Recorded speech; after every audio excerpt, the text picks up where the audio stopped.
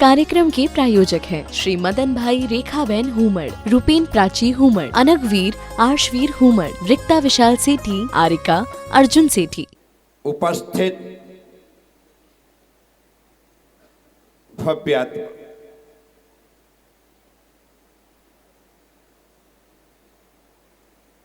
आचार्य कुंद भगवान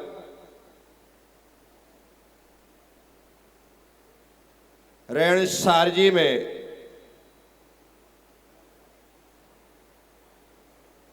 भव्य जीवों को संबोधन देते हुए लगातार कह रहे, जिसकी दृष्टि समीचीन है, जिसकी आंखें सही देखती है, वह सम्यक दृष्टि ना दोषों से युक्त होता है, ना दोषों को देखता है। जो जैसा होता है उसे संसार वैसा ही नजर आता है। दोषियों को संसार दोषपूर्ण दिखता है। उदाहरण की तौर पर गुरु द्रोणाचार्य ने अपने शिष्य दुर्योधन से कहा, दुर्योधन जाओ और अपने हस्तिनापुर से एक अच्छे व्यक्ति को ढूंढ करके लाओ। आज्ञा लेकर दुर्योधन नगर में गया। सुबह से शाम तक वह एक अच्छे व्यक्ति की तलाश करता रहा, लेकिन उसे कोई अच्छा व्यक्ति ना मिला। सांझ हुई, वापिस लौटा, गुरुदेव के चरणों में नम्र निवेदन करते हुए कहा, गुरुदेव आपकी आज्ञा का पालन ना हो सका। वजह, गुरुदेव आपने एक अच्छे व्यक्ति को लाने के लिए कहा था और मैं सुबह से शाम तक घूमता रहा, पसीने से तरबतर हो गया, लेकिन मुझे कोई अच्छा व्यक्ति नहीं मिला। गुरुदेव माफ करिए। कोई बात नहीं बेटा, थक गए हो, जाओ विश्राम करो। दूसरे दिन सुबह युधिष्ठिर को अपने पास बुला करके गुरु द्रोणाचार्य ने कहा, बेटा हस्तिनापुर में जाओ और जाकर के एक बुरे व्यक्ति को लेकर के आओ। पहले दिन अच्छे व्यक्ति की खोज के लिए भेजा था। गुरु को लगा कि जब कोई अच्छा व्यक्ति है ही नहीं तो आज युधिष्ठिर को एक बुरे व्यक्ति की तलाश के लिए भेज दिया जाए। बेटा एक बुरे व्यक्ति को लेकर के आओ। युधिष्ठिर सुबह से शाम तक घूमा, वह भी पसीने से लथपथ होकर के वापस लौटा। गुरु के चरणों में आकर के हाथ जोड़ता है, प्रणाम करता है, गुरुदेव माफ करिए, आपकी आज्ञा का पालन नहीं हो सका। क्यों? गुरुदेव मैं एक एक व्यक्ति से मिला, घर घर गया, लेकिन मुझे कोई भी बुरा व्यक्ति नहीं मिला। नगर वही है,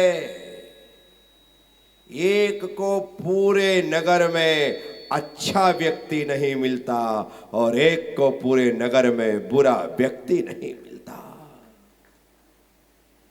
आखिर एक रात में क्या चमत्कार हो गया कि कल ढूंढे ढूंढे अच्छा व्यक्ति नहीं मिला था दुर्योधन को, और आज एक रात ही बीती है, ढूंढे ढूंढे एक बुरा व्यक्ति नहीं मिला।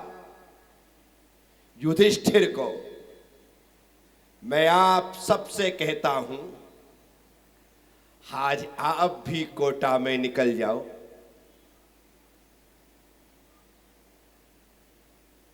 और मेरे पास एक अच्छा व्यक्ति ढूंढ करके लाओ। यदि शाम खाली लौटो तो समझ लेना मैं दुर्योधन हूं, और एक बुरे व्यक्ति को लाने के लिए मैं कहूं और शाम खाली लौटो तो समझ जाना तुम युधिष्ठिर हो। बस इसके अलावा और दृष्टि में कोई फर्क नहीं है। देखने की दृष्टि चाहिए। कोई व्यक्ति बुरा नहीं होता, हमारा मन जैसी धारणा बना लेता है व्यक्ति वैसा हो जाता है। आपने सोच लिया कि ये बुरा है, तो अब वह व्यक्ति कितना भी अच्छा क्यों ना हो, कभी अच्छा हो ही नहीं सकता। क्यों? क्योंकि आपकी धारणा है। इसलिए कभी किसी के प्रति कोई धारणा मत बनाइए।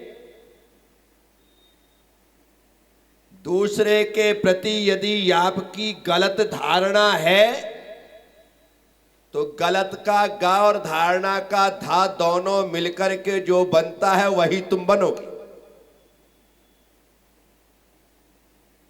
इसलिए गलत धारणा किसी के प्रति मत बनाओ। वो वैसा है, वो वैसा है, वो वैसा है, तू कैसा है ये तो सोच। हम अपने बारे में कभी नहीं सोचते कि मैं कैसा हूं, हमेशा यही सोचते हैं कि वो वैसा है। इसीलिए यदि सामने वाला बुरा दिखाई दे रहा है तो अपनी आंखों का इलाज करवाओ। कई बार मुझे धुंधला दिखाई देने लगता है तो मैं अपनी आंखों को मसल करके थोड़ा ठीक कर लेता हूं। जब मुझे आंखों के मसलने के बाद भी ठीक नहीं दिखाई देता तो मैं अपने चश्मों को ऐसा देख करके उसे साफ कर लेता हूं और फिर लगाता हूं तो मुझे साफ दिखाई देने लगता है। सामने वाला बुरा नहीं था, तुम्हारी आंखों में खामी थी, इसलिए तुम्हें सामने वाले में खामी दिखाई दी। आंखों में ही रोग है। किसी को मोतियाबिंद हो गया है, किसी को कांच बिंद हो गया है, और आंखों का इलाज ना करवा करके लोग सामने वाले का इलाज करवा रहे हैं। दर्पण में यदि चेहरा ठीक दिखाई नहीं दे रहा है तो दर्पण साफ करने की जरूरत नहीं, चेहरा साफ करने की जरूरत है। लोग दर्पण को साफ कर रहे हैं कि आखिर मेरा चेहरा साफ क्यों नहीं दिख रहा है। अरे भाई, अपने चेहरे को साफ कर। दर्पण को साफ करने से कुछ नहीं होगा। कई लोग खूबसूरत ना दिखने की वजह से दर्पण को फोड़ देते हैं, और दर्पण को फोड़ करके वे अपने पैर में अपने हाथों से कुल्हाड़ी मार लेते हैं। अभी तो एक ही सूरत बदसूरत दिखाई दे रही थी, जैसे ही दर्पण फूटा और जितने टुकड़े हुए, एक बदसूरत अनेकों बदसूरत में परिवर्तित हो गई, उतने ज्यादा आप बदसूरत चेहरे को देखने के लिए मजबूर हो गए। क्या मिलेगा आपको? आज आपकी दृष्टि में एक व्यक्ति बुरा है और सामने वाले को ये पता चल गया है कि आप उसे बुरा समझते हो। क्या सामने वाले को पता चल गया है कि आप उसे पसंद नहीं करते?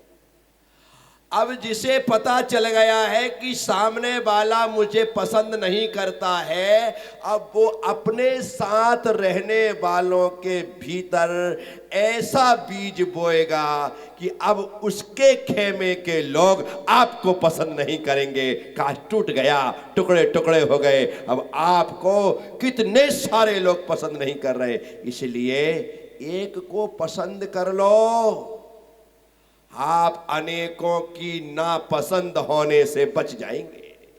अनेकों की। ये हमसे गलतियां हो रही हैं, जरा से विचार नहीं मिलते हैं, जरा सी सोच नहीं मिलती है, जरा सी कार्यशैली अलग होती है, हम सामने वाले को दरकिनार कर देना चाहते हैं, हाशिए पर ला करके हटा देना चाहते हैं। क्यों? आप ऐसा नहीं कर सकते। सब एक है, सब एक से है। यदि सामने वाले में कोई खामी है तो तुम में भी है। तुम दूध के धुले, तुम दूध के धुले, बोलो ना, तुम दूध के धुले।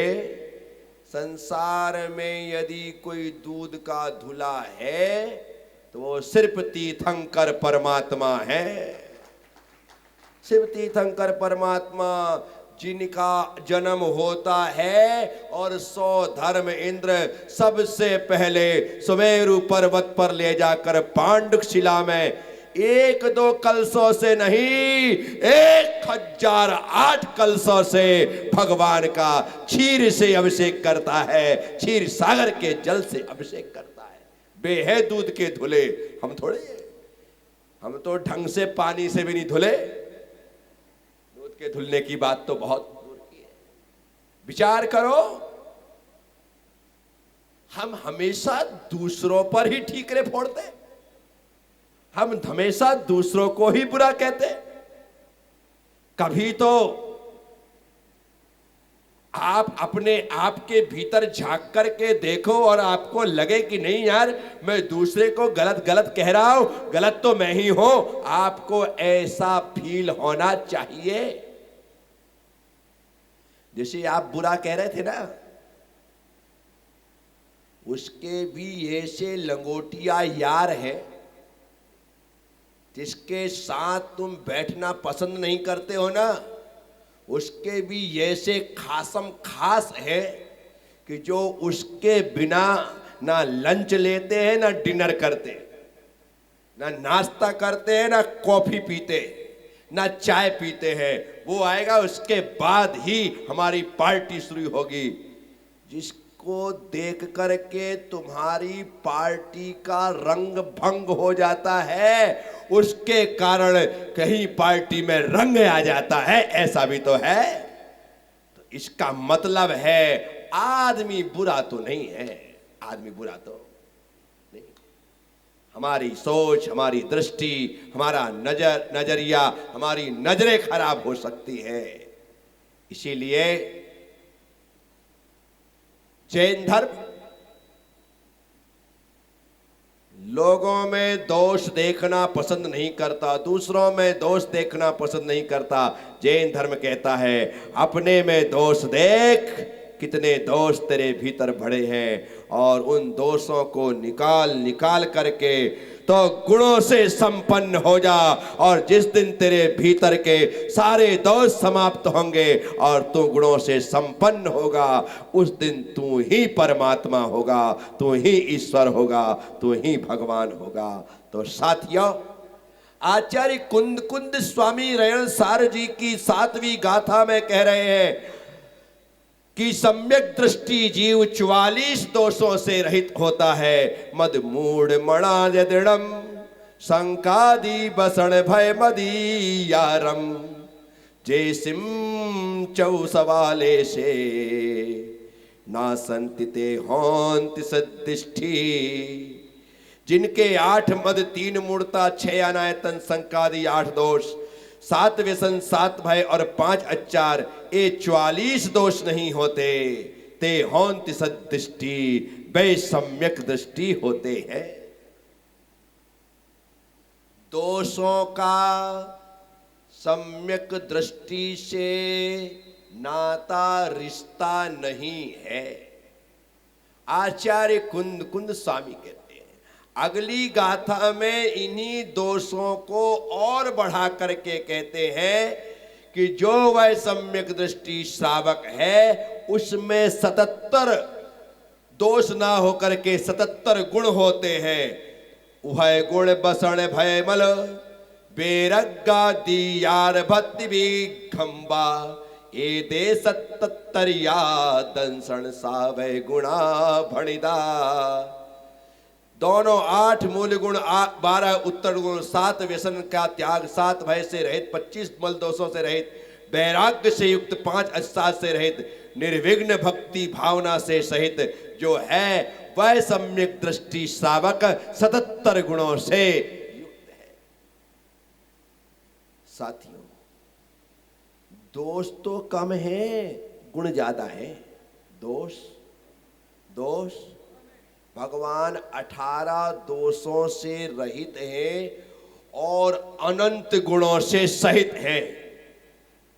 भगवान दोष कितने हैं? आपके भीतर ज्यादा बुराई थोड़ी है, परंतु एक बुराई ने आपके सारे गुणों को गौण कर रखा है। एक बुराई के कारण आपके गुण दिखाई नहीं देते। घर में दरवाजे और खिड़कियां ज्यादा होती हैं। दरवाजे खिड़कियां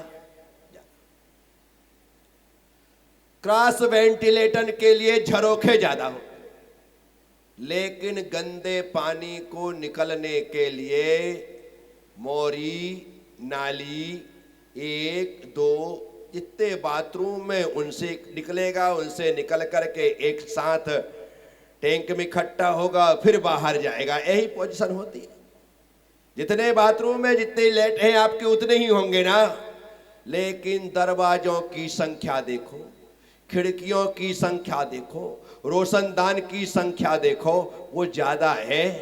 ऐसे ही तुम में गुण तो बहुत ज्यादा है। नालियां मोरियां गंदगी को निकलने वाली जो दोषपूर्ण है वो कम है। वो कम है ना, बहुत कम। साथियों,